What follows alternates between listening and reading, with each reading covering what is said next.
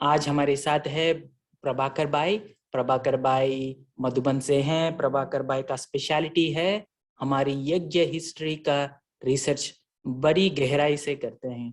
और रिसर्च का ही बात नहीं है, it is not just about the research and collecting the information of how dadis became dadis and what are the stories of yajna, but also jo but also he learns from it and then he practices himself.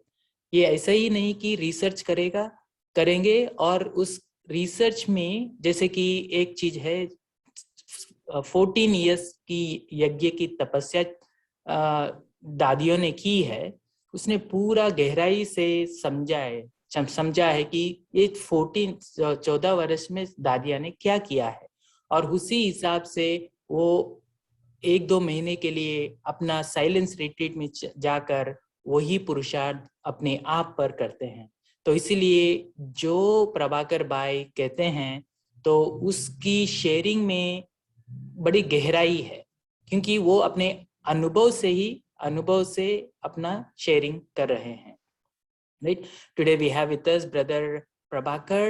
Presently he is in Global Hospital, giving his services in Global Hospital, and he is going to share all the virtues of Dadi he has experienced himself, right?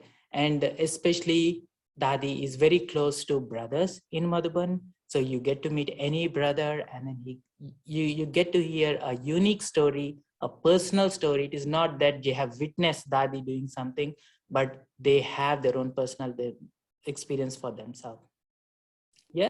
So without any further ado, I invite Prabhakar Bhai. Welcome.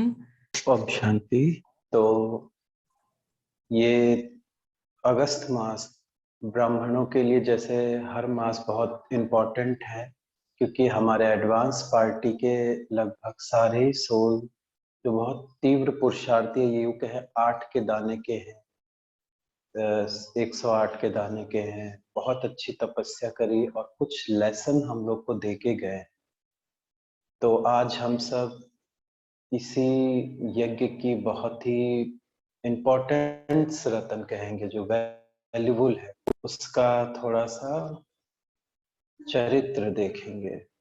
क्या उनका चरित्र था, क्या उनका जीवन परिचय था, क्या उनका व्यक्तित्व था, और विशेष दादी हमें कुछ लेसन दे के गई। तो हमें एक विचार आ रहा था कि 2-3 प्रकार के ब्राह्मण आत्माएं होती, जिसमें से कुछ आत्माएं ऐसी होती हैं जो जिन्हें ये परमात्मा का ज्ञान सुनना बहुत अच्छा लगता है, और वो सुनने में बहुत व्यस्त रहती है, भी बहुत अच्छी बात है। सेकंड नंबर जो होते हैं जिन्हें ये ज्ञान सुनाना बहुत अच्छा लगता है। थर्ड नंबर वाली आत्माएं होती हैं जिनके जीवन में ये ज्ञान संपूर्ण होता है, और वो अपने जीवन चरित्र से इस ज्ञान का परिचय सारे विश्व को दे देती है। जो सुनाने वाली आत्मा है उनको तो ज्यादा कोई याद नहीं रखता है, कुछ समय बाद मिलते भी तो भूल भी जाते हैं। सुनने वाली आत्माएं भी जब तक सुनाते हैं तब तक अच्छे लगते हैं, परंतु जिनके चरित्र में ये ज्ञान समाया होता है, जिनके व्यक्तित्व में, जिनके कर्म में ये ज्ञान बन जाता है, उनका जीवन ही ज्ञान बन जाता है, तो उनका चरित्र युगों तक कहें या भक्ति मार्ग कहो या पूरा हमारा सृष्टि चक्र कहो, उनका उस चरित्र का गायन हर तरीके से होता ही रहता है। तो हमारे यज्ञ की जो विशेष रतन है दादी प्रकाश मणि जी, इनका भी चरित्र कहें वो ऐसे ही है कि पूरे ब्राह्मण परिवार में आज गाया जा रहा है, वंदनीय है। थोड़ा सा दादी जी के बारे में समझ के फिर दादी के पुरुषार्थ के बारे में और दादी की कुछ शिक्षाएं हैं उनको भी समझेंगे कि दादी हमारे से क्या चाहती है। तो सबसे पहले अगर हम बात करते हैं जिसमें दादी का जो रोल था यज्ञ में, शुरू में दादी जो है अपने पेरेंट्स से बहुत इजीली छुट्टी मिल गई थी। उसका एक रीजन था कि दादी के जो पिताजी थे वो बहुत बड़े ज्योतिषी थे और बहुत धर्म को मानने वाले थे, बहुत भक्ति भाव वाले थे, और दादी की बड़ी बहन थी, उसकी तो खैर शादी हो गई थी, पर दादी तो पढ़ाई कर रहे थे। और दादी को उनके पिताजी ने पहले ही उनकी जन्म कुंडली देख के कर दिया था, ये तो कोई सन्यासिन होगी, ये कृष्ण को समर्पित हो जाएगी। तो ऐसे समझ के उनके भी मन में था, इसलिए दादी को इस यज्ञ में छुट्टी मिल गई सहज। जब दादी आए यज्ञ में, उस दौर में बहुत कम ऐसा चांस था कि एक कन्या का, एक माता का ऐसे किसी सत्संग में निकलना। आप सोच सकते एक कम एज की कन्या 10th क्लास में पढ़ने वाली, वो इतने बड़े यज्ञ में आना और लोगों का विरोध फेस करना कितनी बड़ी बात है। हम लोग शायद आज ब्राह्मण जीवन में अगर कोई हमें थोड़ा सा कुछ बोल देता है, थोड़ी सी बात हो जाती तो अंदर से पूरी स्थिति हमारी हिल जाती है। पर दादी जी उस एज में, जिस एज में हम सीख रहे हैं, जिस एज में हम पूरी पढ़ाई स्टडी कर रहे हैं, उस एज में ही दादी ने अपना प्रैक्टिकल स्वरूप दिखाया। कई जगह विरोध होते थे, यहाँ तक कि दादी ने एक अनुभव में, हमने खुद ये बात दादी से सुनी है, कि कैसे एक बार ऐसा सीन हुआ कि बाबा ने दादी को भेजा, कहा कि जाओ बच्ची, इस बच्ची को पत्र दे के आओ। और वो बच्ची जो थी वो दादी की लौकिक में बड़ी बहन थी। और दादी जी जब देने गए वो पत्र, तो जैसे ही किसी ने बता दिया कि रमा आई है, दादी का लौकिक नाम रमा था। तो जब दादी के उस बहन के, मतलब बड़ी बहन के युगल को पता चला, तो तुरंत वो गुस्साते हुए आया और उसने दादी को एक जोर से थप्पड़ मारा और दादी नीचे गिर गई। तो दादी ने कैसे वहां हिम्मत भी दिखाई और अपना बाबा ने जो काम किया बोला वो भी किया, डर नहीं रही दादी ऐसे सीन में, और ही आगे बढ़ते रहे। तो दादी कहती वो मेरा पहला ही, सबने तो बहुत मार खाई पर मैंने तो केवल एक थप्पड़ खाया है सहन करने में। तो दादी ऐसे हंसी में कहती है कि बाकी सब बहनों ने तो बहुत सहा है, मैंने तो बस इसमें एक ही थप्पड़ खाया है। तो दादी का जो उस समय रोल रहता था वो बहुत संघर्ष वाला रहता था, क्योंकि सबके पास जाना बाबा भेजते थे। और बोर्डिंग का भी जो काम था वो मम्मा, दादी, शांतामणि दादी और इनकी माता जी ध्यानी दादी, इन लोगों ने मिलकर उस बाबा की जो सपना था कि एक बच्चों की बोर्डिंग बने, उसको पूरा कर पाया। तो उस समय से दादी का रोल बहुत इम्पोर्टेंट रहा, क्योंकि बहुत सारे विघ्न आते थे, बहुत सारी पेपर्स आते थे जो दादी ने फेस किया। तो फर्स्ट लेसन हमारे सामने ये आता है, क्या जैसे दादी ने उस एज में, उस ईश्वरीय पढ़ाई में जो पेपर फेस किए, क्या हम भी वो पेपर फेस कर रहे हैं? हमारे सामने तो खैर इतने बड़े पेपर नहीं आ रहे हैं, लेकिन जो पेपर हमारे सामने अभी आ रहे हैं, हमारे ब्राह्मण आत्माओं से आ रहे हैं, प्रकृति से आ रहे हैं, हमारे आसपास की आत्माओं से आ रहे हैं, क्या दादी की तरह हम भी ये कर रहे हैं, या हमारा रोल कुछ और चल रहा उन पेपर्स के सामने? दादी की अगर तपस्या की बात करें तो बहुत गुप्त भी थी और थोड़ा कहेंगे काफी अद्भुत भी थी, क्योंकि दादी ने खुद ये बात सुनाई थी, कहा था कि हम लोग के जो प्रोग्राम्स आते थे कराची के समय पे, तो बड़े अलग तरीके के होते थे। खाने के लिए क्या खाना है, बाजरे की रोटी खानी है, छाछ पीना है, और कपड़े तक डिसाइड होते थे। ब्रह्मा बाबा आके कपड़े देते थे कि ये वाले ही कपड़े तुम्हें पहने।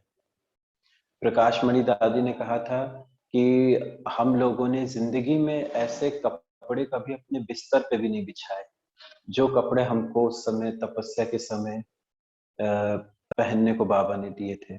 पानी पीना है, कैसे पीना है, मौन रखवाया था। तो दादी कहती थी हम मौन में रहते थे, और हमारी छोटी बहनें जो थी हमारी सेवा कुछ ऐसी रहती थी जो वो करते थे। तो दादी ने बताया है कि अभ्यास करते करते एक टाइम ऐसा आया था जहां पर कुछ 15 ही लोग होते थे, जो संख्या, जो नाम अव्यक्त माना ऑलमाइटी बाबा देते थे कि ये नाम है, इन्हीं लोगों को बैठना है। तो उसमें दादी जी का भी नाम आता था। तो उस समय मतलब कि बताते थे दादी कि हम लोग 12 बजे उठ के स्नान करके नहा धो के एक अलग कमरा होता था जहाँ पे बैठते थे, कभी कभी वहां दिया भी जला के रखते थे, नहीं तो हल्की सी एक रोशनी होती थी और थोड़ा थोड़ा डिस्टेंस पे सब बैठते थे और उसी समय एक ही संकल्प रहता था कि मैं आत्मा हूँ। और बस 1 बजे बैठना होता था और जब उठना है तो उस समय 6 बज चुके होते थे। वैसे तो दादी जी ने खुद बोला है कि हम जिस मुद्रा में बैठते हैं, जिस एंगल में बैठते हैं, 6 बजे उसी मुद्रा में उठते थे। ये थी दादी की कराची की तपस्या। दादी जी को बाबा से बहुत अनुभव होते थे और दादी जी को कई बार बाबा से कृष्ण भी अनुभव होता था कि ये तो कृष्ण ही है, जैसे ये मतलब ब्रह्मा नहीं है, ये कृष्ण है जो कि हमारे लिए इस कराची में इस रूप में आया है। उस समय क्लियर नहीं था कि ये शिव बाबा का पाठ चल रहा है। तो ऐसे दादी जी की तपस्या होती थी, भोजन भी लाइट होता था और दादी जी का एक नियम रहता था कि जब मम्मा मुरली सुनाएगी तो दादी जी उससे भी उतने ही ध्यान से सुनेंगे और उतना ही नोट करेंगे और जब बाबा मुरली चलाएंगे तो उसे भी उतना ही ध्यान से सुनेंगे, करेंगे। बाकी बाबा पर निश्चय दादी का बहुत रहता था। बाबा ने क्या किया, कैसे किया, कभी कोई प्रश्न बाबा से नहीं कहा किया कि बाबा आपने ऐसा क्यों कर दिया, बाबा आप ऐसे नहीं ऐसे कर सकते थे। तो दादी ने कभी बाबा को इस रीति से नहीं दी कि बाबा आप इस काम को ऐसे कर दिया। एक कराची की बात सी हमने सोचा था वो हम खुद दादी की वॉइस में आपको सुनाएंगे, पर वो हमारे पास हमारे एक पुराने फोन में थी, मिल नहीं पाई। हमारी बहुत बार सुनी है तो हम दादी के शब्दों में आपको सुनाएंगे एज इट इज, जो दादी ने बोला है, जो उस ऑडियो में बोला और जो आपको हम सुनाएंगे सेम ही है, कुछ अंतर नहीं रहेगा। दादी ने बता रहे थे कि एक बार कराची के समय पे बाबा कुछ ना कुछ सेवाओं की युक्तियां ढूंढते थे कि खाली नहीं बैठना है, कुछ भी करना है, कोई ना कोई सेवा करते रहना है। हस रमणीकता भी हो सेवा में, गंभीरता भी हो और सेवा भी हो जाए, ज्ञान का लेसन भी मिल जाए, सब चीजें एक साथ चलनी चाहिए। तो एक बार एक न्यूज़पेपर में अ, ब्रह्मा बाबा ने एक आर्टिकल डाल दिया विद फोटो, जिसमें लिखा था कि ये रमा है, ये बच्ची, और इस बच्ची के लिए एक श्रेष्ठ इस सीता को वरने के लिए एक राम की आवश्यकता है। और प्रकाश मणि दादी का फोटो डाल दिया था उसने। आप सोचिए जब दादी ने वो पढ़ा, सुबह सुबह आर्टिकल देखा कि दादी की फोटो है उसमें और दादी ने पढ़ा, तो एकदम से दादी को थोड़ा सा लगा कि ये बाबा ने ऐसे कर दिया। तो दादी को बस इतना संकल्प आया कि लौकिक बाप ने तो मुझे कृष्ण अर्पण समर्पित किया है, वो सोचेगा कि ये क्या है। तो दादी जी बताते हैं कि हमें मतलब दादी ने बाबा के लिए कुछ नहीं सोचा कि बाबा ने ऐसा क्यों किया।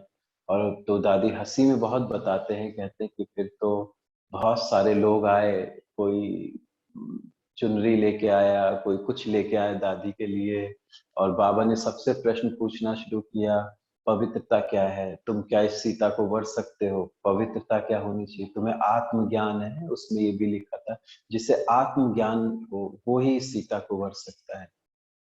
तो मतलब ऐसे ऐसी चीजें भी आती थी जहाँ पे दादी बाबा से कोई क्वेश्चन कर सकती थी, लेकिन निश्चय बाबा ने जो किया उसमें कुछ ना कुछ रहस्य है, कुछ ना कुछ लेसन है। तो ये एक दादी का बहुत रमणीक, अगर आप शायद ऑडियो में सुनते तो उसमें ज्यादा ही मजा आता कि कैसे दादी उस पूरे है, मतलब की घटना को वर्णन करके सुना रही है। दादी का हार्ट सेवा भी बहुत होती थी। दादी कहते थे कि कुंज भवन था जहाँ पे दादी कुछ 8-10 बहनों की ड्यूटी लगती थी, जिसमें दादी कहते थे हम सब मिलके सारे यज्ञ वालों का खाना बनाते थे। फिर विश्व रतन दादा उसे मतलब सब जगह भेजते थे। कहते उस सेवा में हम सब की स्थिति बहुत अच्छी रहती थी, ऐसा नहीं होता था कि आपस में किसी तरह की कोई खिटपिट हो, कोई बात हो। तो दादी ने बताया कि जब ऐसी सेवा होती थी तो हमें अभ्यास मिलता था कि उस क्षण भी हम कुछ ना कुछ योग का प्रयोग करते रहे। भोजन भी बना रहे हैं तो इस स्मृति में चल रहा है कि मैं आत्मा हूँ, ये यज्ञ प्रसादी बन रही है, ये खुद भगवान के लिए भोग लगने जा रहा है। साधारण स्थिति नहीं होनी चाहिए।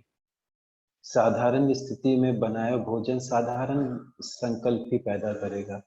तो दादी कहते थे एक एक सेवा होती थी, चाहे झाड़ू लगाने की सेवा है या पहरा देने की सेवा है, पहरा भी दे रहे हैं रात के समय, तो भी स्मृति रहती थी कि बाबा कहता था कि तुम आत्मिक स्थिति में रहो और याद रखो कि जितना हम आत्मिक स्थिति में है, माना हमने अपने पूरे पांचों विकार पे पहरा रखा हुआ है, अगर आत्मिक स्थिति गई तो पहरा भी हट गया। तो ऐसे मतलब दादी सुनाते थे कि हमारे कर्म में भी कैसे हम ज्ञान और अभ्यास को ऐड करते। एक ये भी बात है हमारे पुरुषार्थ के लिए, क्या हम जिस काम को करते हैं, जो कर्म करते हैं, जो सेवा करते हैं, तो हमारी सेवा में ज्ञान या अभ्यास कितना ऐड रहता है। अगर उस सेवा में ज्ञान या कोई प्रकार का अभ्यास ऐड नहीं है, तब तो फिर साधारण कर्म हो गया। और साधारण कर्म से फल भी कैसा बनेगा, वृत्ति कैसी बनेगी, फिर संस्कार कैसे बनेंगे। क्योंकि हमारे लिए इम्पोर्टेंट है कि हम जो सेवाएं कर रहे हैं, जो पुरुषार्थ कर रहे हैं, वो किस प्रकार का हो रहा है। तो दादी का ये एक लेसन था कि हमें जो है बाबा ने सिखाया, मम्मा ने सिखाया, सोना है तो कैसे सोना है। दादी इस चीज को बहुत करती थी कि सोते समय हमारा बिस्तरा कैसा हो। एक बार दादी क्लास में बता रहे थे कि जब हम सोते हैं तो सोने के समय हमारे पैर साफ होने चाहिए, और जो बिस्तरे पे सोते हैं वो बिस्तरा ऐसा नहीं कि बार बार कोई आ रहा है, बैठ रहा है, जा रहा है, या हम उस पे बैठ रहे हैं। एक जगह सुनाया था, दादी चंद्रमणि और प्रकाशमणि दादी थे, तो दो एक रूम में रुके थे, जहाँ पे बताते थे कि दादियां क्या करती थे कि एक चादर जिस बेड पे बिछी होती थी दिन में, वो चादर होती थी, और जब सोने जाना होता तो उस चादर को हटा देते थे और वही चादर यूज करते थे। तो दादी का ये भी एक नियम था। दूसरा, दादी का एक चीज हमें और पता चली थी कि दादी कभी भी ऐसा कर्म करना है मुझे कि मेरे कर्म से किसी और को डिस्टरबेंस नहीं होना चाहिए। एक होता है कि हम ऐसे कर्म करें कि मुझे लोग सपोर्ट करें या वो एडजस्ट करें, ऐसा नहीं था। यहाँ तक कि दादी का ये जो एक घटना है, दादी ने भी सुनाया इसको, तो हमें बहुत अच्छी लगी थी ये बात। दीदी और दादी एक रूम में सोए थे, तो उनमें से किसी एक को फैन चाहिए था और एक को नहीं चाहिए था। अब देखना दोनों का कितना एक दूसरे के प्रति रिगार्ड है, और दोनों में ही ये है कि मैं एडजस्ट करूं, वो चाहे मैं एडजस्ट करूं। तो जिसे फैन चाहिए था तो फैन तो चल रहा था, तो जिसे फैन नहीं चाहिए था उसने एक दो ब्लैंकेट ओढ़ ली, काम हो गया। और जब दूसरे ने देखा कि अरे इसका मतलब इन्हें फैन नहीं चाहिए, तो उसने फैन बंद कर दिया। तो मतलब जब हम कर्म में हैं, हमारे आसपास की आत्माएं हैं, तो हमारा रोल ऐसा होना चाहिए कि कितना भी हो सके हमारे किसी कर्म से, हमारे व्यवहार से उन्हें किसी तरीके का डिस्टरबेंस नहीं हो, तकलीफ नहीं हो। तो ये दादी जी का था आपस में मिलना। और लव के लिए अगर बात करी जाए तो मुझे नहीं लगता कि शायद कोई ब्राह्मण ये कह सकता है कि मेरा दादी जितना प्यार करती है सबको उतना ही, क्योंकि एक 10 लोगों को, 12 लोगों को राजी रख पाना, खुश रख पाना, ये बहुत इजली बात है। फिर भी कई लोग नहीं भी कर पाते, पर दादी ने हर एक को प्यार दिया, हर एक को। हमने जितनी भी मधुबन में लोगों के अनुभव सुने, सभी को, लेकिन एक ऐसा अनुभव है जो शायद और ज्यादा हमें खींच सकता है। वो है, हमारे रूम में एक बहन है जो नॉन बीके है, वो सेवा के लिए आती है, साफ सफाई के लिए आती है और जाती है। तो दादी जी के बारे में बता रही थी कि वो ज्ञान में बिल्कुल नहीं है। वो नॉन बीक के जो ग्रासिया यहाँ पे रहते हैं लोकल, मधुबन में, माउंट आबू में, वो लोग में से है। उसने बताया कि जब दादी ने शरीर छोड़ा तो वो 3 दिन तक उसने कुछ खाया नहीं, पिया नहीं, 3 दिन तक वो रोती रही। ये बात हमें थोड़ी बड़ी अद्भुत लगी कि एक वो आत्मा बता रही है दादी के बारे में जिसे परमात्मा का कोई ज्ञान नहीं है, जिसने भगवान को पहचाना नहीं है, जिसको ये नहीं पता है कि ये दादी बहुत बड़ी कोई आत्मा है, बहुत बड़ी सोल है, कुछ नहीं पता है। पर वो जिस लव के बारे में वर्णन कर रही है वो एक प्रेम है, वो एक बहुत ही शुद्ध है, पवित्र है। आप सोचिए इतने बड़ी संस्था में रहना और हर एक को इतना प्यार देना। चलो जो बीके एक दूसरे के हम सब दादी के बारे में वर्णन करें अलग बात है, क्योंकि हम दादी को ज्ञान की रीति से जानते हैं और जो भगवान ने उसके बारे में बोला उस रीति से जानते हैं। मगर वो आत्मा वो है जिसे ना भगवान का पता है ना ज्ञान का पता है, और वो आत्मा दादी का अनुभव ऐसा सुना रही, तो सोच सकते हैं कि एक संस्था की हेड है वो दादी प्रकाश मणि, और उसने अपने आसपास की आत्मा यानी हर एक आत्मा को इतना प्यार स्नेह दिया।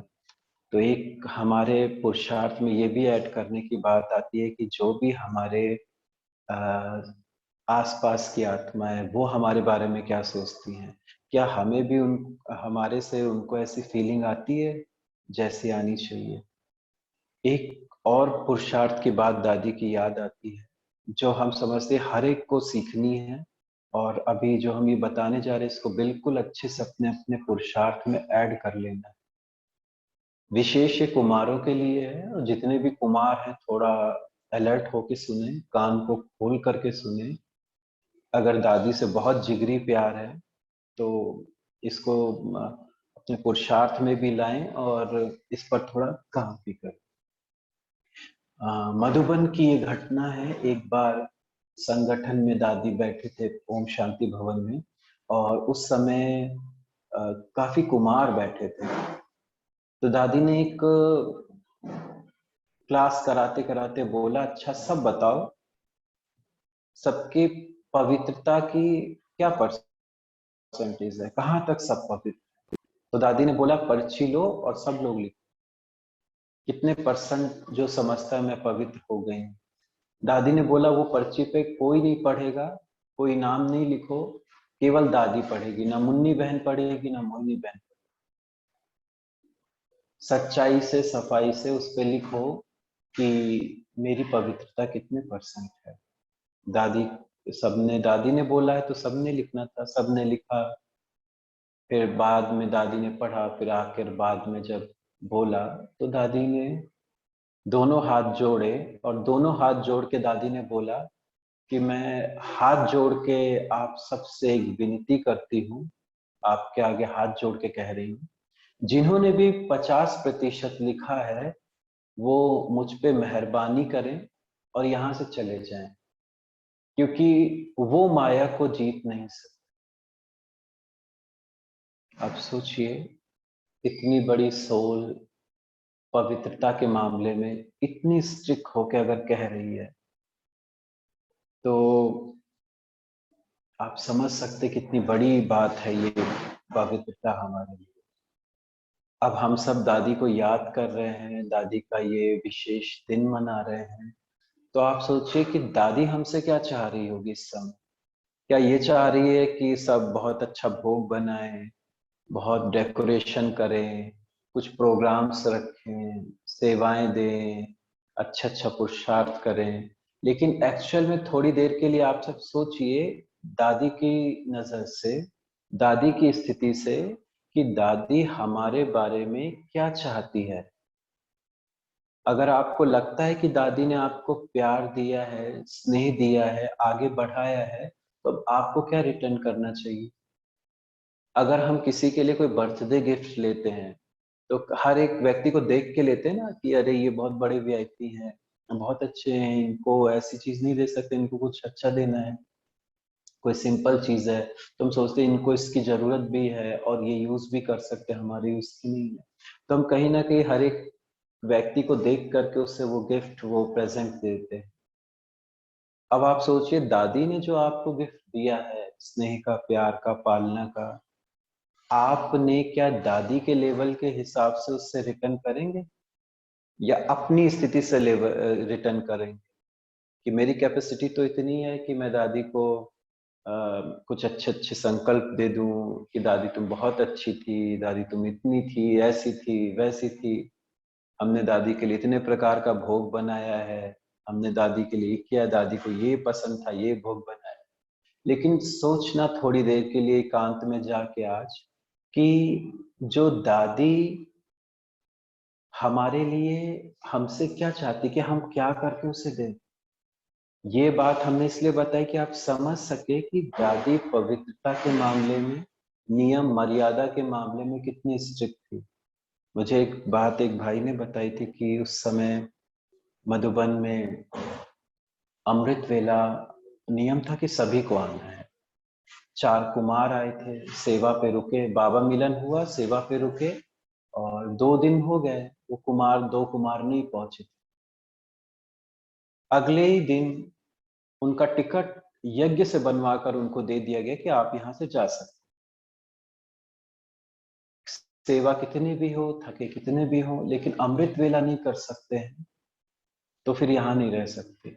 ये उस समय की बात थी। दादी के नियम थे वो लोग। शांतामणि दादी उस समय सेवाधारियों की इंचार्ज थी। तो शांतामणि दादी के पास गए तो शांतामणि दादी ने बोला बिल्कुल ठीक है। तो आप सोचिए कि दादियों का प्यार हमारे, हम तो दादी को प्यार करते पर क्या दादियां भी हमें उतना ही प्यार करती उस तरीके से जैसे करना चाहिए।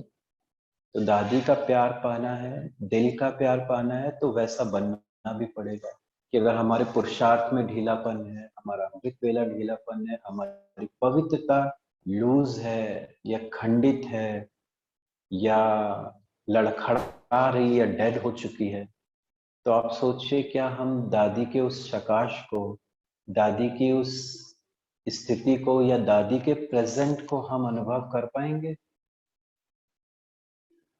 तो आज विशेष आप सबने ये चीजें जानी कि दादी का पुरुषार्थ और दादी के इस बारे में। तो ये चीजें जो हमने दादी की धारणाएं आपको बताई, हम समझते हैं कि आपको अगर रियली सच्चा प्यार है दादी से तो वो चीजें करके दें। और आप समझ सकते हैं कि दादी भी इसी चीज में खुश होगी, वो इन सब चीजों में नहीं खुश होगी। बाकी एक चीज हमारे पास है जो हम बहुत फास्ट, क्योंकि टाइम काफी हो रहा है, दादी ने एक बार एक क्लास में आने से पहले कुछ अपना अनुभव सुनाया था कि दादी को क्या फीलिंग आती है। शायद हम समझते ये दादी के योग के समय चलने वाले चिंतन थे, अमृत वेले के समय चलने वाले चिंतन थे जो दादी को आते थे। तो दादी एक दिन वो सुना रही है तो दादी के शब्दों में सुनेंगे और आप अपने लिए भी महसूस करना। बहुत जल्दी इसको थोड़ा सा पढ़ेंगे क्योंकि टाइम काफी ज्यादा हो रहा है। दादी कह रही है, आप सबको एक संकल्प सुनाती, पता नहीं आपको आता है या नहीं आता, मुझे तो रोज आता है। जैसे बाबा कानों में कह रहा है बच्ची एडवांस, एवर रेडी हो, ड्रामा को भी देखते ज्ञान के हिसाब से भी अभी 5000 वर्ष का चक्र पूरा हो रहा है। तो यह संकल्प आता कि अभी टू लेट का बोर्ड लगने वाला है।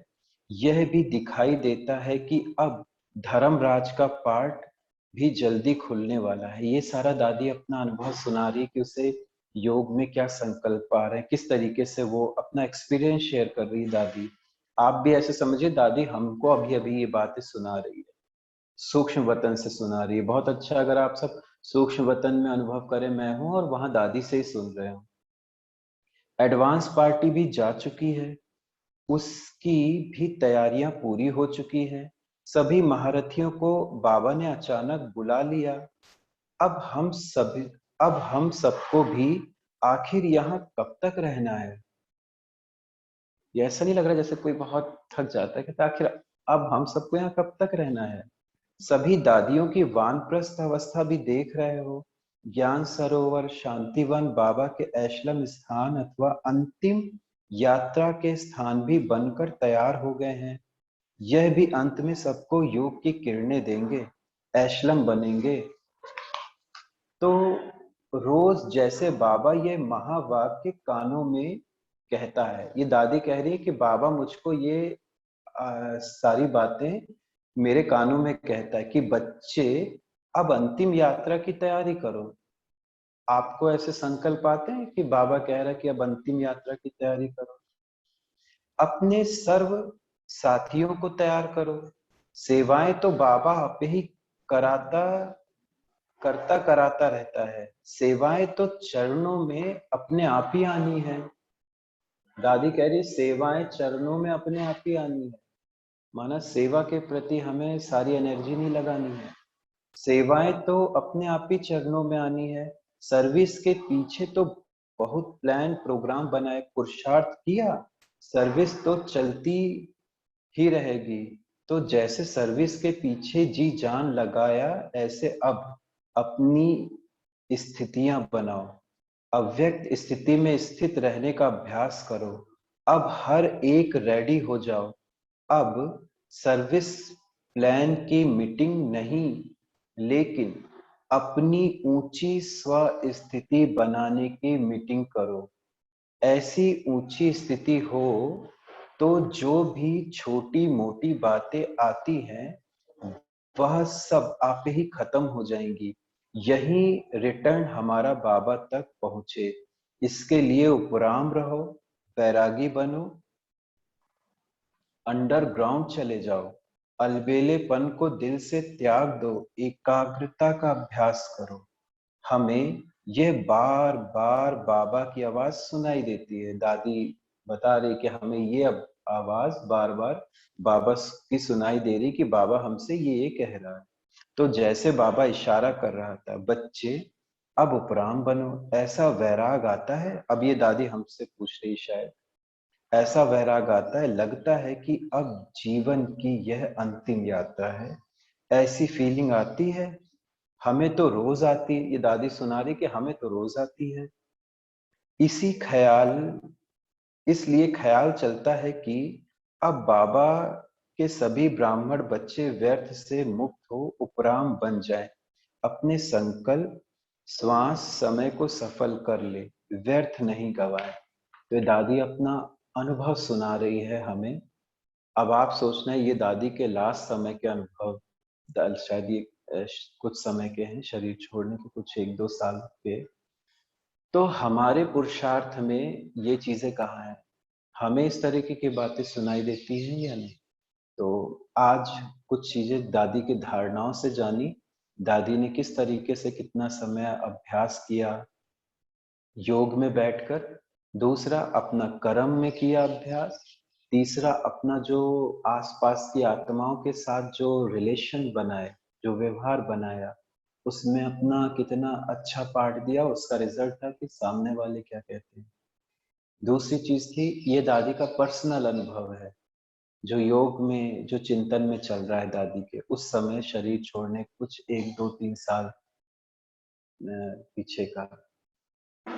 तो ये है दादी का चरित्र, दादी का अनुभव। बाकी अगर हम बात करें तो हमें तो बहुत दादी से अनुभव भी होते रहे, और कभी शुरू में भी जब हम ज्ञान में नए नए आए तो बहुत, तब इतना जानते नहीं थे, फिर भी अमृत वेले कुछ महसूस होता था, कुछ पता नहीं चलता था कि कौन सोल है। ऐसा फील होता था कि कोई एनर्जी है जो इस समय, ये हम बता रहे जब दादी ने शरीर छोड़ा था उसके बीच की बात, तब हमें ऐसा लगता था ये जरूर प्रकाशमणि दादी। बाद में जब संदेश आया तो पता चला कि दादी इस समय गुप्त सेवाएं अपना कर रही है। और फिर कई अनुभव हमें ऐसे मिले जहाँ पे दादी प्रकाशमणि ने बहुत लोगों को अमृत वेले के समय टच किया। तो बहुत अच्छा टाइम चल रहा है जहाँ पे हम दादी को इस समय कुछ ले सकते हैं, कुछ दे सकते हैं। और वो आपको चिंतन करना होगा कि मुझे दादी से क्या लेना है, और लेने के लिए मुझे क्या ऐसा करना होगा कि उसको हम अनुभव कर सकें। आप एक एक क्लास में बता रहे थे जिसे कि फेजेस में जाते हैं। एक तो ब्राह्मण अपना पार्ट में होता है, ब्राह्मण जीवन का एक पार्ट होता है। इसी तरह हमारी एंजेलिक शरीर में फरिश्ता स्वरूप में भी हमारा पार्ट होता है। और अभी तो दादियों का फरिश्ता स्वरूप में सेवाएं चलती हैं, उनके साथ हमको सेवा करने की मौका मिलेगा जब हम फरिश्ता स्वरूप में रह सके। तो अगर आप उस चीज पर अगर आप कुछ प्रकाश डालेंगे और थोड़ा योग भी तो मजा आए। Thank you. क्या होता है कि हमारी ये जो बॉडी है, ये आत्मा तो हम देख नहीं सकते पर फील जरूर कर सकते हैं। पर जब हम इस बॉडी को लेते हैं तो उस समय हम कंप्लीटली इस बॉडी में आ चुके होते हैं और इस बॉडी को हम इतना यूज करने लग जाते हैं कि हम एक्चुअल में क्या है वो भूल जाते हैं। जैसे मान लीजिए कोई व्यक्ति वो बहुत जिम कर रहा है या कोई क्रिकेट खेल रहा है, उसे शरीर पे कहीं छोटी मोटी चोट लगती है तो फील नहीं करता उस समय। वो जब बैठेगा, थोड़ा रिलैक्स होगा, तब उसे फील होगा कि अरे मुझे इतनी चोट लग गई, मुझे इतना हुआ है। तो हमारा जो ये जो रोल चलता है, माना कि हम इस बॉडी में होते हैं और ज्यादातर हम इस बॉडी को अनुभव करते हैं। हमारे थिंकिंग, हमारी सोच, हमारा सपने, वो सब इससे कनेक्टेड होते हैं। पर जब इस लेवल से हम उतरते हैं और हम इसको शांत करते हैं, इस पांच तत्वों के इस बॉडी को जब शांत करते हैं, तो हमारे भीतर एक एनर्जी है, वो जिसे बाबा ने बताया कि सोल, आत्मा, जो आज प्रकाश मणि दादी के अनुभव में बताया है कि क्यों 1 बजे से 12 बजे से आत्मा का अभ्यास करा है। क्योंकि जब तक हम अपनी उस स्टेज में नहीं आएंगे, तब तक इस ज्ञान को अनुभव करना मुश्किल है, इस ज्ञान को समझना मुश्किल है। क्योंकि जिस बुद्धि से हम इस ज्ञान को समझेंगे, वो बुद्धि इस बॉडी कॉन्शियस से मिल रही है, इसलिए अलग तरीके से समझेंगे। हमारे लिए वो चीज कुछ और हो जाएगी। ज्ञान वही है, पर बॉडी कॉन्शियस में समझने से वो हमारे लिए कुछ और बन जाएगी। पर जब हम सोल कॉन्शियस होते हैं, उसके बाद जब हम इस ज्ञान को समझते हैं और जब हम योग करते हैं, तो अलग प्रकार का अनुभव होता है। क्योंकि जब आत्मिक स्वरूप की बात आती है, अगर आप किसी भी मुरली को उठा के देखें, तो बाबा के महावाक्य मिलते हैं, देह सहित देह के सर्व संबंध को भूल मुझ बाप को याद करो। ये लाइन आती है ज्यादातर। कभी ऐसी लाइन नहीं आई कि मुझ बाप को याद करो, देह के संबंध भूलो और आत्मा निश्चय करो। पहले है अपने आप को आत्मा निश्चय कर, आत्मिक स्वरूप का अभ्यास। जब कभी कभी हम सोते हैं, रिलैक्स होते हैं, तो धीरे धीरे क्या होता है कि हम अपने उस फॉर्म में आने लगते हैं जो हमारा एक्चुअल फॉर्म है। क्योंकि हम उसको मिस कर रहे होते हैं, पूरे दिन में हम इस बॉडी को यूज कर रहे हैं, चला रहे हैं, और ऑटोमेटिक ये सारा सिस्टम है कि हमें कहीं से सोचना नहीं है कि हमारा पैर, हाथ, ये सब आत्मा यूज कर रही है। लेकिन जब हम नींद में होते हैं, जब हम या कहें योग निद्रा में, कईयों ने शायद सुन रखा होगा, योग निद्रा में है, या अगर भारत बाहर वालों की भाषा में बोले तो समाधि, जब उस स्टेज में होते हैं, तब हम अपने आप को अनुभव कर सकते हैं। सुनना या सुनाना ये दूसरी स्टेप है। इस स्टेप में हमें अनुभव नहीं होंगे, हमें अच्छा लगेगा, हमें खुशी होगी, हमारा उमंग उत्साह बढ़ेगा, हमारा उस समय पुण्य का खाता भी जमा होगा, हमारा कोई विकर्म नहीं बनेगा, ये इस स्टेज में होगा। पर अनुभूति जो होती है वो आत्मिक स्टेज में होगी, सोल कॉन्शियस स्टेज में होगी। एक, अब इसके दो अभ्यास होते हैं। एक होता है जब आप पूरे रूटीन में हैं, पूरे कर्म में हैं। सेकंड अभ्यास होता है जब आप बैठ के योग करें। क्योंकि जैसे धीरे धीरे आप इस शरीर को, अपने सोल को धीरे धीरे शरीर से मुक्त करना शुरू करते हो, एक एक पॉइंट को छोड़ना शुरू करते हो, और फिर जब आत्मिक अवस्था आती है, इसमें बहुत अभ्यास चाहिए होता है। उसके बाद आप अपने आप को महसूस करते हो कि एक एनर्जी है, एक पावर है जो इसमें काम कर रही है। नींद में भी क्या होता है, आप जब कोई सपना देखते हो और जब वो फीलिंग आने लगती है, तो आप अनुभव तो इसी बॉडी में कर रहे हो। डर, सेम डर भी ऐसे ही होता है। कोई चीज का डर है, अगर किसी ने बोल दिया इस कमरे में सांप है, इस रूम में सांप है, और किसी ने देखा, तो डर ऑटोमेटिक काम करेगा।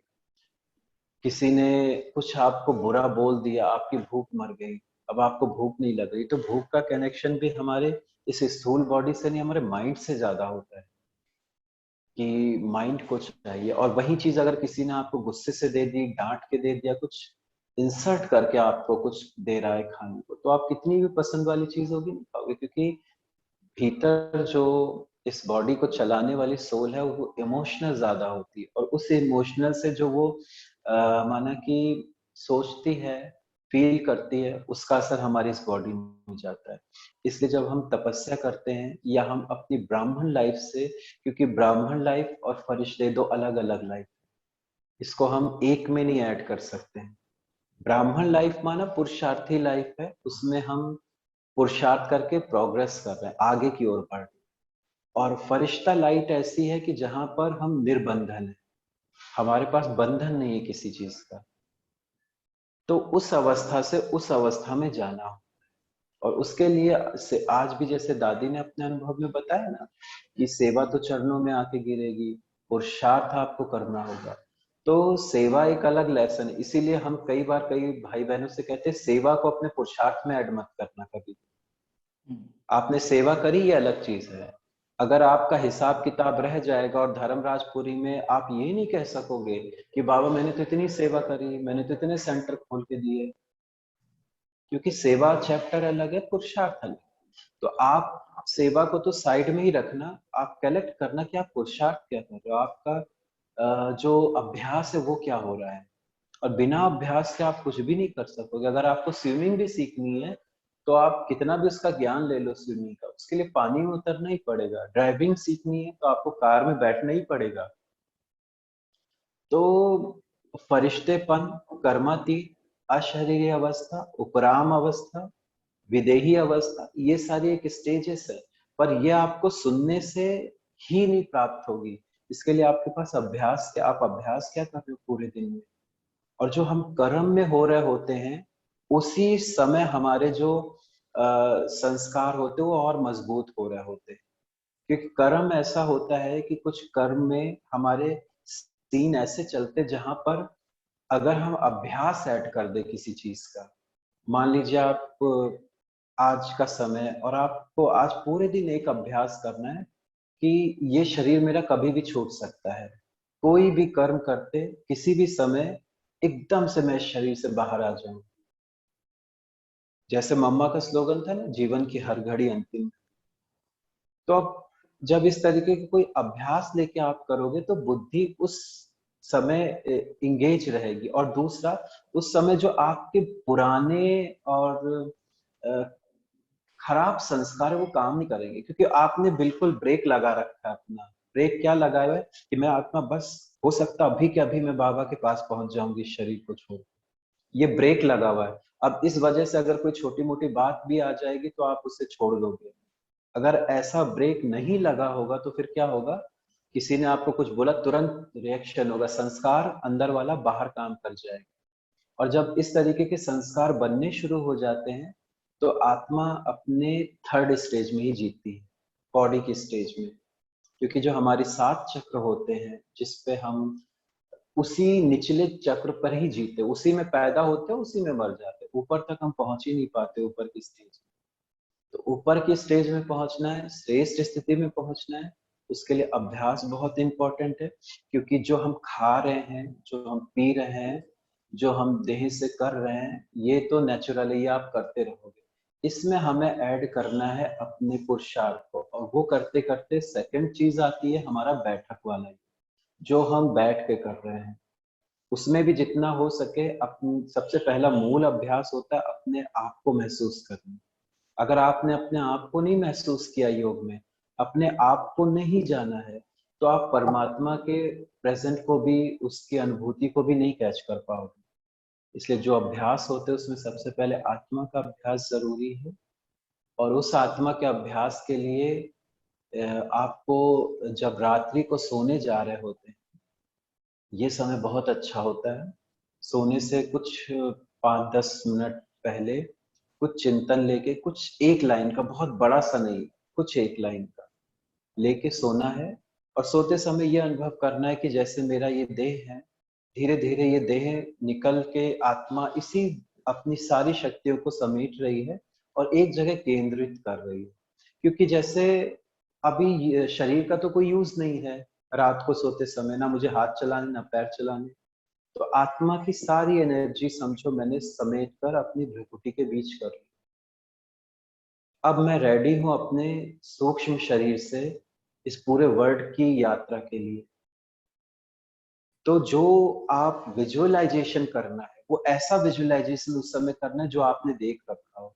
जैसे कि मान लीजिए आप सब जो मधुबन में नहीं है, मधुबन देखा हुआ है, तो जब उस समय आप मधुबन की यात्रा करेंगे तो आपका विजुअलाइजेशन पावर बहुत क्लियर होगा और इजी होगा, मेहनत नहीं होगी इसमें। लेकिन अगर आप डायरेक्ट सूक्ष्म वतन या परम धाम का अनुभव करेंगे तो वहां क्या है कि हमने थोड़ा सा स्थूल आंखों से नहीं देखा, दिखती भी नहीं है, तो इसलिए वहां मुश्किल होता है। फिर इधर उधर संकल्प चलने लगते, इधर उधर व्यक्ति आने लगता है या उसके बारे में हम सोचना शुरू करते हैं। और जब कोई चीज आप ऐसे अभ्यास में कर रहे हैं उसको बहुत डीप देखना है। तो जैसे उस क्लास में जिसके लिए हर्ष भाई कह रहे हैं उसमें हमने क्या बताया था कि जब हम अपनी अर्थी को देख रहे हैं तो हम अर्थी को ये भी देख रहे हैं कि उसपे कौन से उसपे जो कफन है, जो मतलब चादर डाली वो कैसी है, उसपे फूल कौन कौन से पड़े, गेंदे का फूल है और या चंदन का हार है, गुलाब का फूल है या नहीं है, आसपास में जो लोग खड़े उनको देख रहे हैं, उन्होंने कपड़े कैसे पहने हुए, कौन किस साइड खड़ा है, किसके पीछे कौन खड़ा है।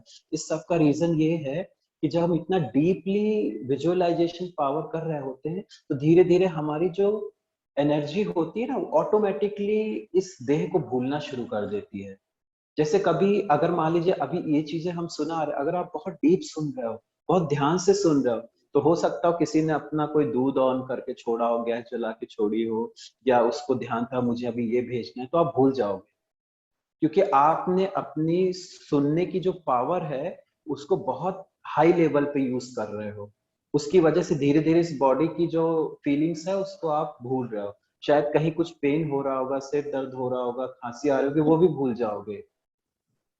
क्यों? क्योंकि आत्मा ने अपनी सारी एनर्जी को कहीं और यूज कर रही है, सुनने में बहुत डीप सुन रही है। तो जैसे जब आप ये अभ्यास करोगे कि आप मतलब कैसे देख रहे हो, क्या एक एक चीज देख रहे हो, तो जैसे उस क्लास में हमने बताया था, ठीक वैसे ही जब आप अपने आप को देख रहे हो कि मधुबन की यात्रा करनी है, शांति स्तंभ पे खड़े, शांति स्तंभ पे कौन सा स्लोगन लिखा है? निश्चय में ही विजय है, समय कम है गफलत मत करो, शांति स्तंभ, ज्ञान स्तंभ। तो ये सारे स्लोगन, तो आपको एक एक चीज पढ़ना है, एक एक उसका देखना है, डिजाइन देखना है, शिव बाबा का वो कॉस्केट देखना है, वो बाबा का सब देखना है। तो जब आप इस तरीके के अभ्यास करोगे वो वाले जो आपने प्रैक्टिकल अपनी आंखों से देखा है, तो धीरे धीरे आपकी आत्मा की जो पावर्स है वो इस बॉडी से थोड़ा सा बाहर आना शुरू कर देगी। मतलब उस जगह सारी शक्तियों को लगा देगी क्योंकि आपकी आत्मा एक अपनी स्व इच्छा से अपनी सारी एनर्जी वहां पे लगा रही है और वो एनर्जी आप वहां पे लगा रहे हो। फिर उसके बाद जब आप धीरे धीरे आप सूक्ष्म वतन का अनुभव करोगे, परम धाम का अनुभव करोगे, तो जो वहां पे रियल अनुभव होते हैं वो आप कर सकोगे क्योंकि परम धाम में आप रहे हो, परम धाम आपका घर है। तो वो चीजें आपके साथ पुरानी आने लग जाए। जैसे अगर हम कोई पुरानी बात बताए तो हर घड़ी याद नहीं रहती है, लेकिन जब हम थोड़ा थोड़ा सुनाना शुरू करते हैं तो हमें और भी पुरानी बातें याद आने लगती हैं। तो ऐसे जब आप मधुबन की यात्रा कर रहे हो, चार धाम की यात्रा कर रहे हो, बाबा के हिस्ट्री हॉल देख रहे हो, बाबा का चित्र देख रहे हो, आसपास दादियों को देख रहे हो, तो आपकी एनर्जी सारी वो वहां पे लग रही है।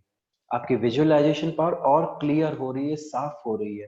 तो उसकी वजह से क्या हो रहा है कि आप फिर उसके बाद जब आप परम धाम के लिए यात्रा करोगे कि अब मुझे मुक्ति धाम जा रही हूँ, अब मैं आत्मा इस शरीर से मुक्त हो चुकी हूँ, तब तक जब तक आप वहां पहुंचना शुरू करोगे तब तक आपकी एनर्जी पूरी कंप्लीट आपके साथ होगी। और जब आप डायरेक्ट ऐसे बैठते हो कि किसी ने बोला ओम शांति, किसी ने बोला कि घर याद है, बाबा याद है, तो बोला हाँ याद, लेकिन कॉन्सियस नहीं, फीलिंग नहीं है।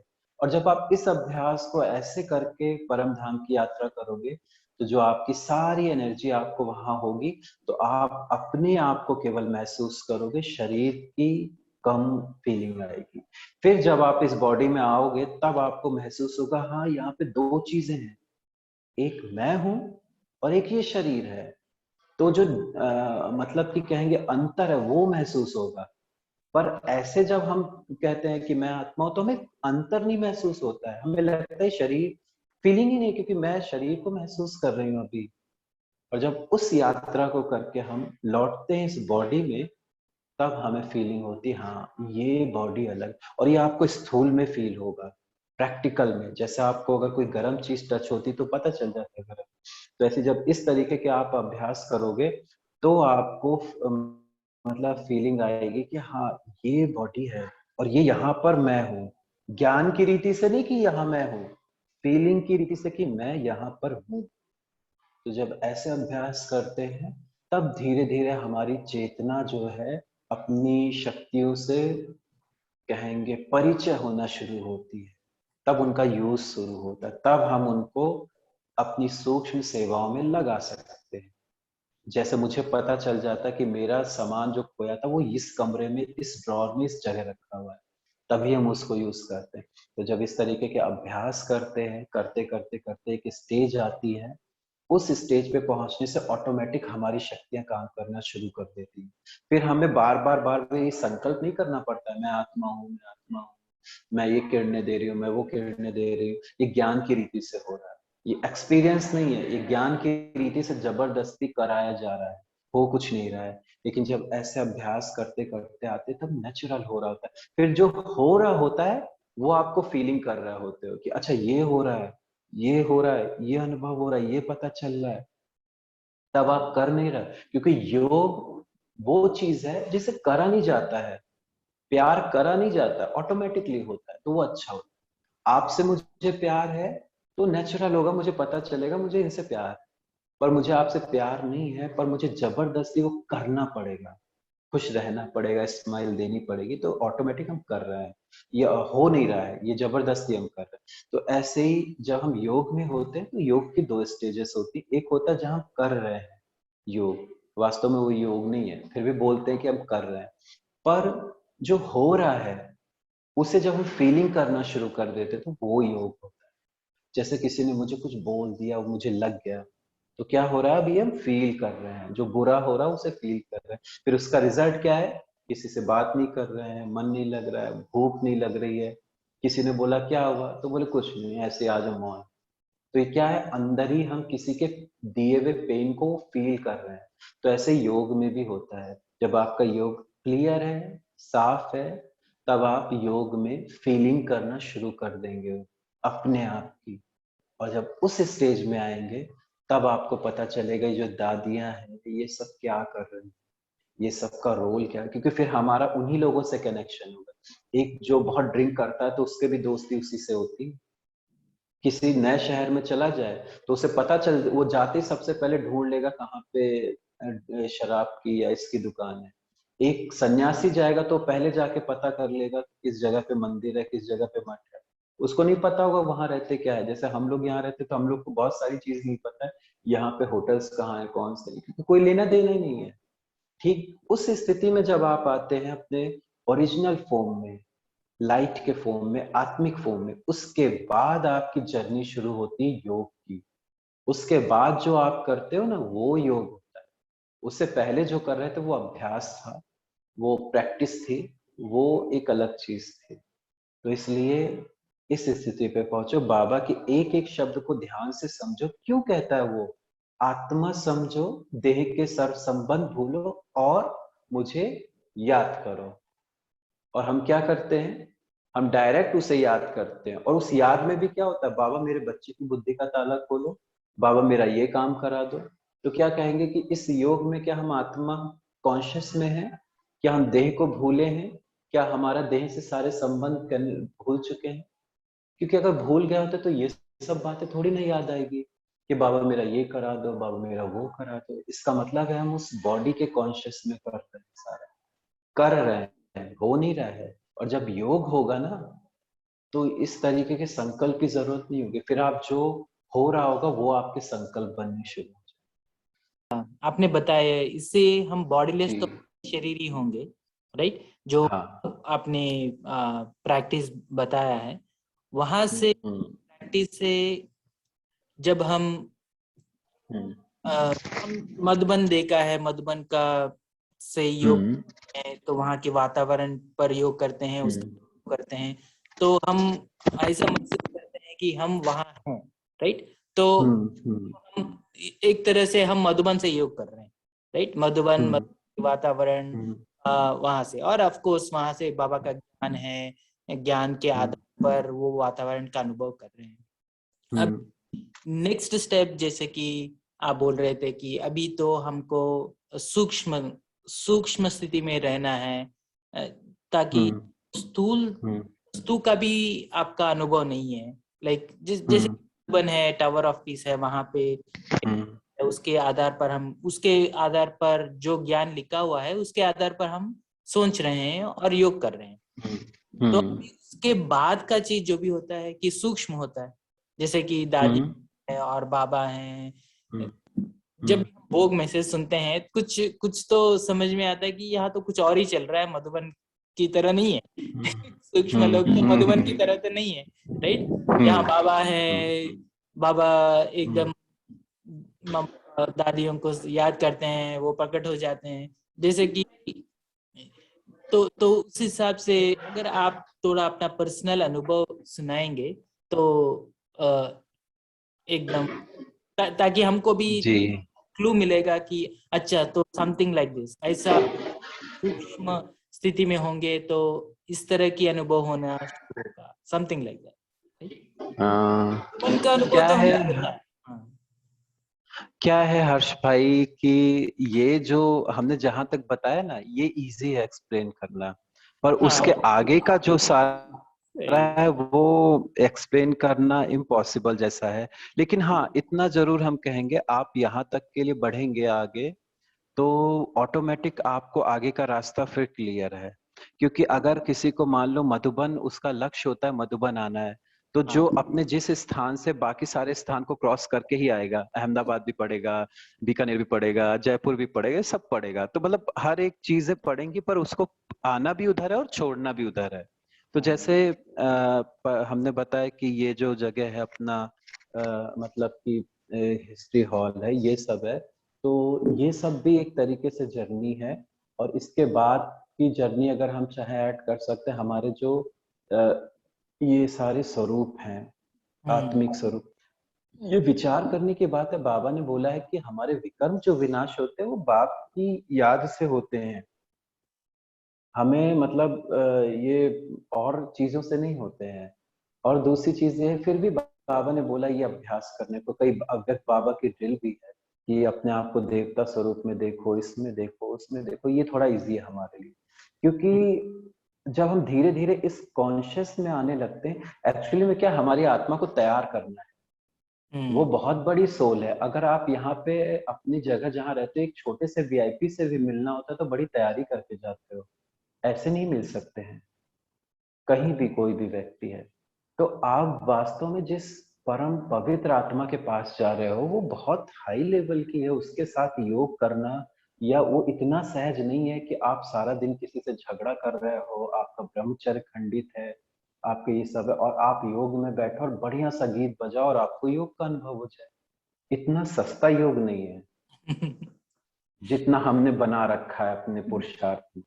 तो एक्चुअल में आत्मा की सफाई बहुत जरूरी है, और वो सफाई की विधि ये सारी है कि आपने चार धाम को देखा। ये इसलिए हो रहा है क्योंकि एक तो आपके अंदर इतना बॉडी कॉन्शियस भरा पड़ा है कि वो हर जगह से टपक रहा है, और उसको बंद करने के लिए, उसको साफ करने के लिए, जब आपकी अपनी एनर्जी, क्योंकि आपको खुद भी नहीं पता है कि आपको भी आपके बारे में उसे आके बताना पड़ रहा है कि आप आत्मा हो, आप एक सोल हो, आपकी ये विशेषता, या उसको बताना पड़ रहा है जो आप हो। तो आप सोचो हम कितने बड़े भुलक्कड़ थे कि मुझे खुद के बारे में नहीं पता है कि मैं कौन। लेकिन इतना पता चला है, अब इसको अनुभव करने का प्रोसीजर जो है वो हमारा अपना होगा कि मुझे कैसे इसको अनुभव करना है। तो जो अभ्यास हमने बताया, जैसे हम सत्य के संस्कार हमारे अंदर है, उस संस्कार को हमें जागृत करना है, फीलिंग में लाना है। और जब उस स्टेज में होंगे तभी उस जो आगे की यात्रा के बारे में आप पूछ रहे हो ना, वो तभी काम करेगा। वो ऐसे नहीं काम करेगा कि आपने क्लास सुना, आपने कितना चिंतन किया, लेकिन आपने अभ्यास कितना किया। मोस्ट इंपॉर्टेंट है आपका अभ्यास। और अभ्यास में भी तब आप सक्सेस होगे जब आपका ज्ञान का अच्छा चिंतन होगा, क्लियरिटी होगी। तो दोनों चीजें होती है। अगर कोई बिना समझे बिना सोचे ये सोचे मैं पानी में कूदूं और मैं अभी जो तैरना सीख लूंगा, तो भी नहीं होगा। और अगर कोई ये सोचे कि मैं केवल सीखूंगा और जब सीख लूंगा स्विमिंग तब मैं पानी में कूदूंगा, तो दोनों चीजें नहीं। तो ज्ञान भी चाहिए, ज्ञान का चिंतन भी चाहिए, ज्ञान का अभ्यास भी चाहिए।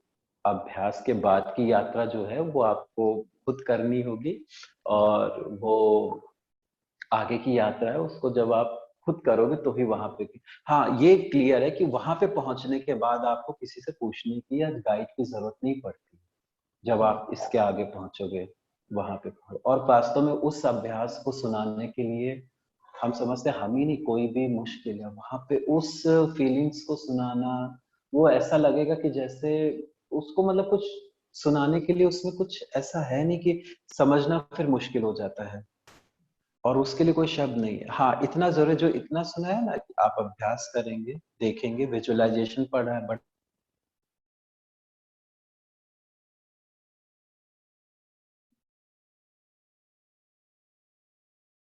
दिन की हो, 5 दिन की हो, और वो जितना लंबा डीप कर सकते हैं उतना करें तो अच्छा होगा। फिर उसके बाद आपके ऊपर डिपेंड करना आपको अब करना क्या है। अब इसके बाद आपको अशरीरीपन की अवस्था अनुभव करनी है, आपको मतलब परम धाम का अनुभव करना है, आपको सूक्ष्म वतन अनुभव करना है, या आपको सत्युग का अनुभव करना है, या पूज्य स्वरूप का अनुभव करना है। तो वो आपको डिसाइड करना है, फिर वहां पे इस विधि को अप्लाई करना है, क्योंकि आपके आप पास अब एक्सपीरियंस आ गया ना। आपने विजुअलाइजेशन पावर से अपनी एकाग्रता को बढ़ाया, अपनी एनर्जी को बढ़ाया, सारे 4 धाम देखे, और अब आप उस एनर्जी को ले जा रहे हो सतयुग में। अब आपको, क्योंकि सतयुग भी आपने नहीं देखा है, लेकिन फिर भी थोड़ा बहुत सतयुग को आप इमेज कर सकते हो, बाबा ने जो बताया, और देख भी सकते हो कि इसी दुनिया में ये चीजें होंगी तो कैसी होंगी, वहां का कपड़े होंगे तो कैसे होंगे, देवताओं के शरीर होंगे तो कैसे, यहाँ के लोगों के शरीर या यहाँ के लोग इतने सुंदर लगते तो वहां के कंचन काया जो प्योर होंगे तो वो कैसे लगेंगे, फीलिंग कर सकते हो। देवी देवताओं के अनुभव को आप फीलिंग कर सकते हो। तो वो जो छोटा सा एक्सपीरियंस होगा आपको वहां मदद करेगा। फिर आप बाकी चीजों में लाओगे, फिर वो एक्सपीरियंस बढ़ते बढ़ते बढ़ते जब आपकी आत्मा एकदम तैयार है, एकदम बिल्कुल रेडी है, उस क्षण जब आप योग करते हो उस परम सोल से, तब वो एक अवस्था आती है जिसे कहते हैं बीज रूप अवस्था, जहाँ पे जो बीज है और जो आप हो दोनों समान हो चुके हो, एकदम बराबर हो गए हो। इसीलिए तो देखो हम लोग सबसे मिलते हैं, सब लोग हमें अच्छे लगते हैं, सबसे हम प्यार से बात करते हैं, लेकिन जब हमें कोई हमारे समान वाली आत्मा मिलती है तो कैसा लगता है। अच्छा आपको भी ये पसंद है, अच्छा हमें भी ये पसंद है, आप भी इधर से हो हम भी इधर से हैं, अच्छा आपको भी करना अच्छा लगता है, क्यों, समान हो गए दोनों। और इसी लेवल से जब दो समान आत्माएं मिलती तो जो उनके बीच एक कनेक्शन होता है, जो उनके बीच एक पावर्स होती है, वो बहुत अद्भुत होती है, और वो दो ही लोग अनुभव कर सकते हैं, उसमें तीसरे का कोई रोल नहीं है। एक अच्छी बात जानकी दादी ने सुनाई थी कि एक सीन चलता था कभी कभी यज्ञ में, बहुत अद्भुत लगता था, कुछ एक दो लोगों से हमने और भी सुना है, कहते थे कि एक होता था मधुबन में सीन, सारे बच्चे बैठे, आप अब आप इसको इमर्ज करना, अब आप इसको सूक्ष्म अपने विजुअलाइजेशन पावर को यूज करना, क्योंकि ये आपका देखा हुआ होगा, हिस्ट्री हॉल सबने देखा है, संदली देखी है, संदली पे ब्रह्मा बाबा को देखो, मम्मा को देखो, सारी दादियां बैठी हैं। अब वहां एक सीन चलता था जो जानकी दादी बताती थी, वो बहुत अच्छा लगता था कि ब्रह्मा बाबा मम्मा को दृष्टि दे रहे हैं, और मम्मा की दृष्टि बाबा के साथ है। वो मम्मा का देवी वाला स्वरूप, वो बाबा का मुस्कुराता स्नेह का स्वरूप, और दो सृष्टि की सर्वश्रेष्ठ आत्माएं वो एक पावर की लेन देन कर रही हैं। वो भी अपने अवस्था में श्रेष्ठ है, ब्रह्मा जगत पिता, और एक और जगत अम्बा सारे सृष्टि की जगमाता है, वो दोनों की दृष्टियां आपस में मिल रही हैं। तो दादी कहती थी हम तो वो देख के ही जैसे लगता था परम आनंद हो रहे हैं। तो आप इस चीज को विजुअलाइजेशन करके देखो कि उन दृष्टि में कितनी आकर्षण होगी, किसकी दृष्टि देखें, मम्मा उधर बाबा को, बाबा मम्मा को, कितना सुंदर सीन है हिस्ट्री हॉल का। Thank you very much Prabhakar भाई आपके। थैंक बिल्कुल, हम भी बहुत बहुत खुश होते हैं आप सबसे मिलके, क्योंकि हमें आप सबका पुरुषार्थ अच्छा लगता है, ऐसे समय पे आप लोग ऐसा पुरुषार्थ कर रहे हो, और बहुत अच्छा लगता है, इसलिए हमें भी संकल्प आया कि नहीं बिल्कुल सही, इसमें लाभ लेना है आपके भी पुरुषार्थ का। ठीक, यू। ओम शांति। ओम शांति। तो तो let's take this opportunity to meditate. अगर हम थोड़ी देर योग करेंगे, मधुबन जाएंगे, सो तभी नेक्स्ट 5-10 मिनट ले लेंगे और उस हिसाब से हम योग करेंगे। तो अभी आराम से बैठ जाए। स्वयं को अपने आप को मधुबन के आंगन में लेके आए। मधुबन सर्व तीर्थ स्थानों से भी ऊंचा। मधुबन जहां परमात्मा का अवतरण हुआ है। स्वयं को, अपने आप को मधुबन में ले आए।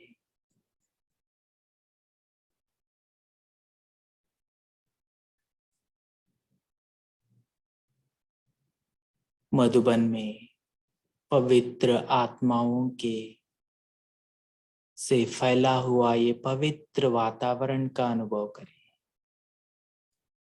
जैसे कि आप आंगन में जैसे ही पैर लगाया,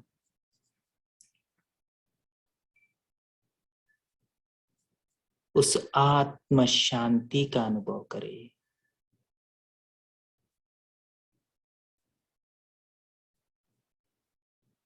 उस रूहानी वातावरण का अनुभव करें।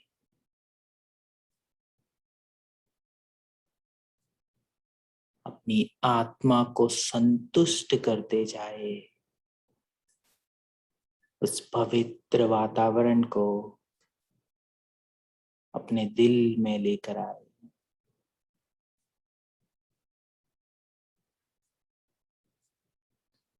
इस पवित्र धाम,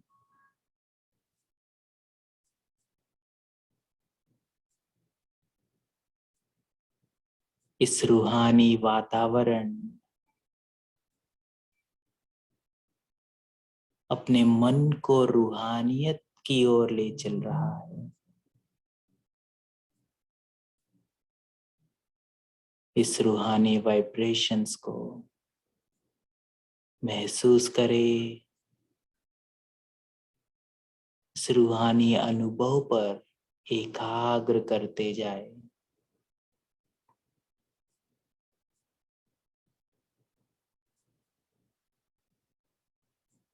अपने मन को देह से उपराम करते जाए। इस सूक्ष्म रूहानी वाइब्रेशंस को अनुभव करें। अपने मन को देह के संबंधों से उपराम ले चले, उपराम करते जाए। भौतिक भावनाओं से उपराम होते जाए। रूहानी भावनाओं में ले चले।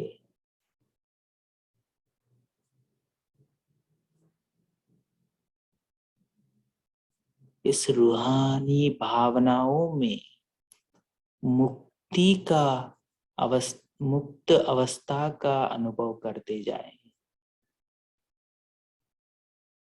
सूक्ष्म अवस्था का अनुभव करते जाए। स्वयं की रूहानी स्थिति का अनुभव करते जाए।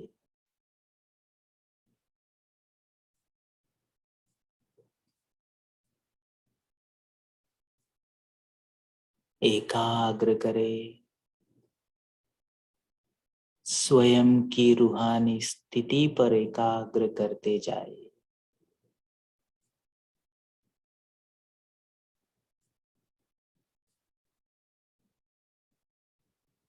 अपने मन को लीन करते जाए।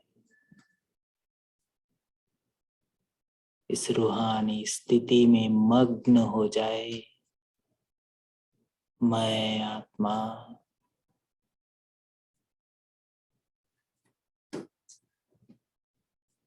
इस पवित्र रूहानी धाम में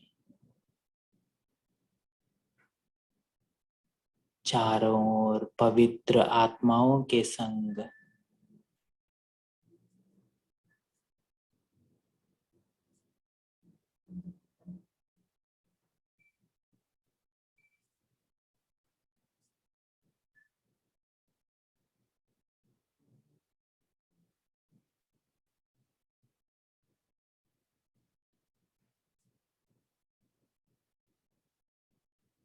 सूक्ष्म स्थिति में पहुंच जाए। चारों ओर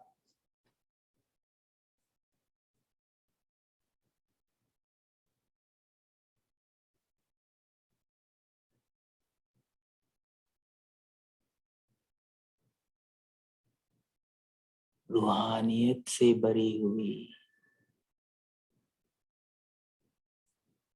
एक रूहानी संतुष्टता का अनुभव करें।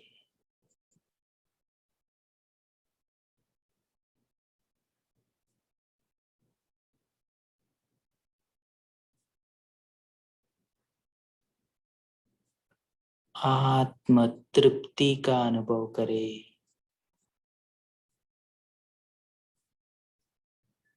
रूहानी वाइब्रेशन से आत्मा की प्यास को बुझाते जाए। इस रूहानी प्यास को बुझाते जाए।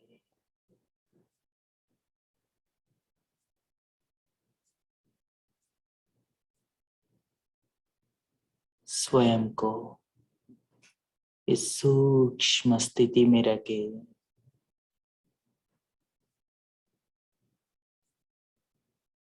इस संगम युग के अनमोल क्षण, इस अनमोल घड़ियों में, इस सूक्ष्म शरीर में देवताओं का परिचय करवा ले। स्वयं को सूक्ष्म बना लें। स्वयं में दिव्यता का अनुभव करें। अंतर मन में स्वयं की दिव्यता से परिचय करवा लें। स्वयं से परिचित होते जाए।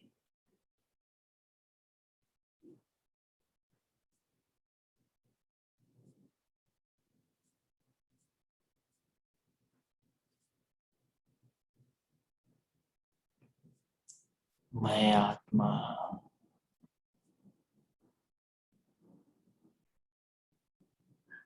इस रूहानी स्थिति में स्थिर होकर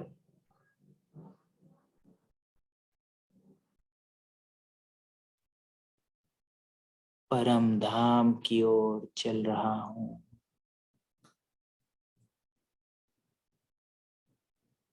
परम पवित्र धाम,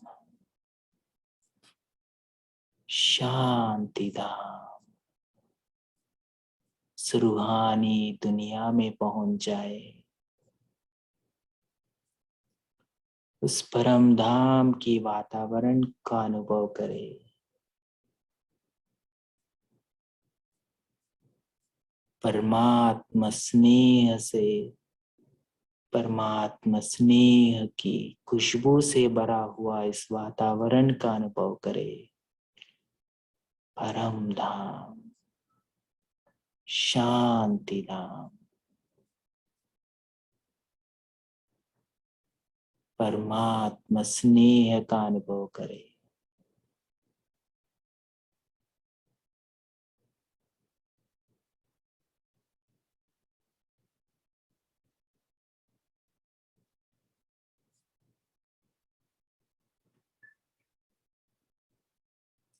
रूहानी प्यार में रहे। अपने दिल से अनुभव करे। परमात्मा स्नेह का अनुभव करे।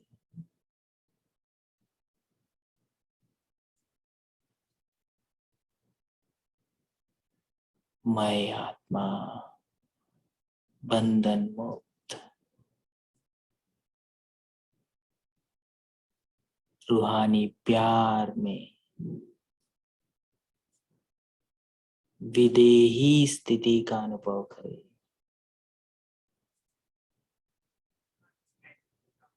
बस और कुछ नहीं करना है, बस इस मुक्ति की स्थिति का अनुभव करें। मैं आत्मा मुक्त आत्मा हूँ।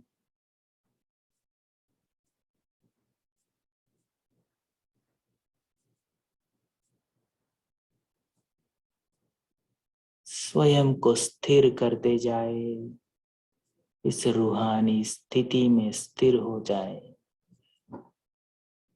मैं आत्मा अविनाशी आत्मा इस रूहानी स्थिति को बढ़ाते जाए।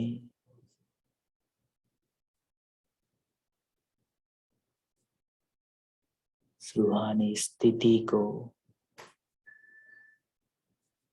एक रस होकर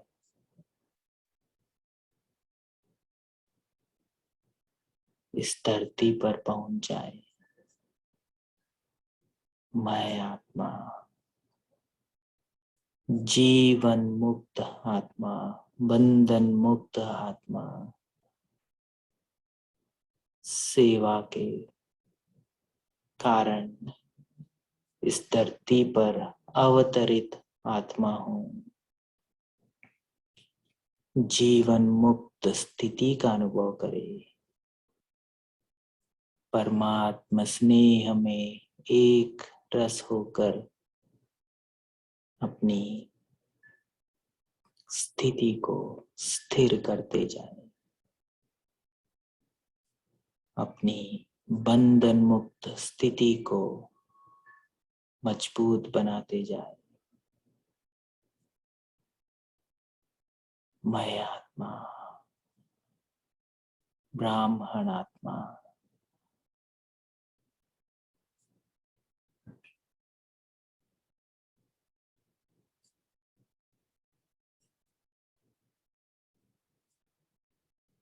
अपने घर को इस रूहानी वाइब्रेशन से भर दें।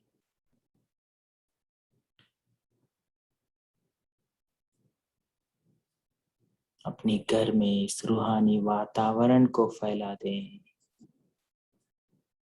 घर में जो भी आत्मा है इस रूहानी वाइब्रेशन से परिचय करवाते जाएं।